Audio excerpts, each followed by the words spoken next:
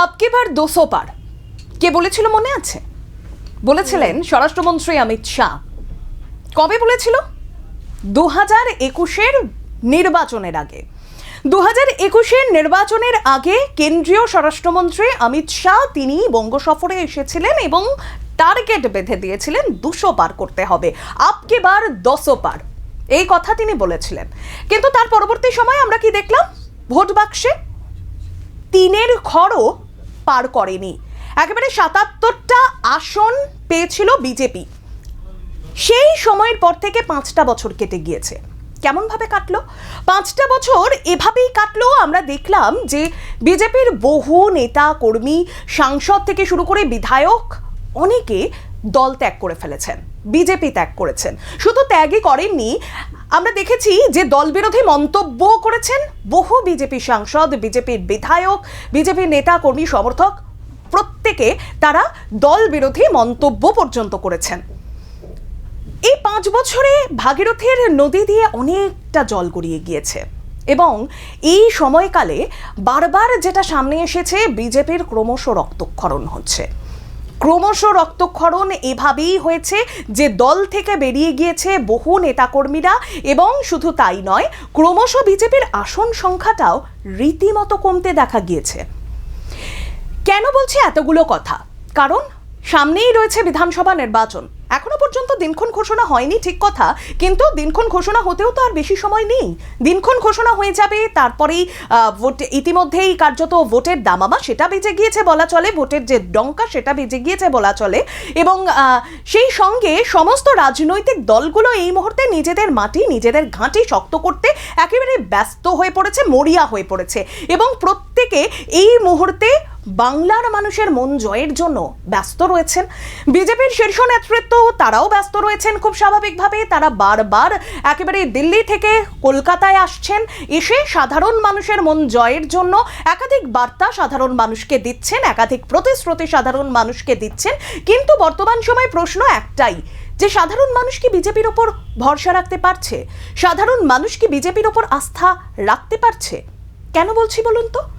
কারণ এই মুহূর্তে দাঁড়িয়ে বিজেপির শীর্ষ নেতৃত্ব তারা, আমরা বিভিন্ন সময় দেখেছি যে তারা নানান রকম বিতর্কিত মন্তব্য করেছেন, নানান রকম বিতর্কিত মন্তব্য করে একেবারে তরজার মধ্যে জড়িয়ে পড়েছেন তারা। সেই জায়গায় দাঁড়িয়ে সম্প্রতি রাজু বিস্তা তিনি একটি মন্তব্য করেছেন। কি মন্তব্য? তিনি বলেছেন, আমি সব থেকে বড় গুন্ডা, আমার থেকে বড় গুন্ডা আর কেউ নেই, এই মন্তব্য করেছেন।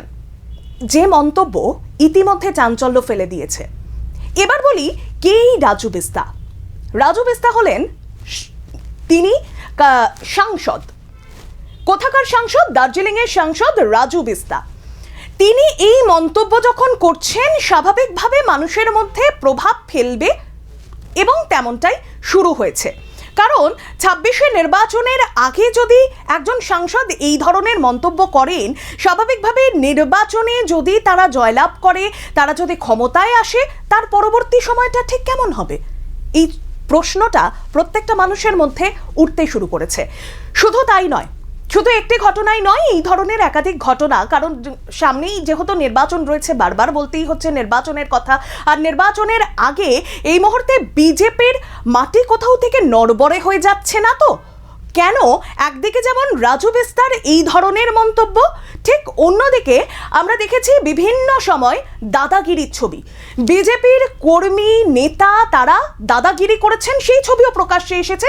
সম্প্রতি একটি ভাইরাল হয়েছে একটি ভিডিও, যে ভিডিওতে দেখা গিয়েছে একজন বিজেপি নেতা তিনি একেবারে স্কুলের মধ্যে ঢুকে গিয়ে তিনি রীতিমতো দাদাগিরি করেছেন।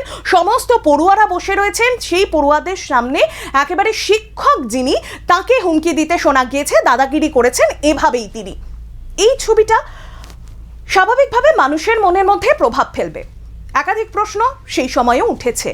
শুধু তাই নয়, এমন ছবিও বারবার সামনে এসেছে যেখানে দলের অন্তর্কলহ সেটা প্রকাশ্যে এসে গেছে।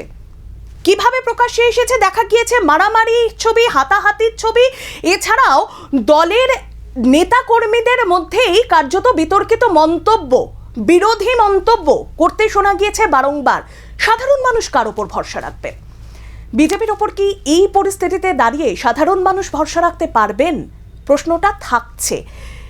যেভাবে রাজু বিস্তা যে মন্তব্য করেছেন যে তিনি সব থেকে বড় গুন্ডা, তার থেকে বড় গুন্ডা আর কেউ নেই, এই ধরনের মন্তব্যের পর সাধারণ মানুষ কি আর বিজেপির ওপর ভরসা রাখতে পারবে?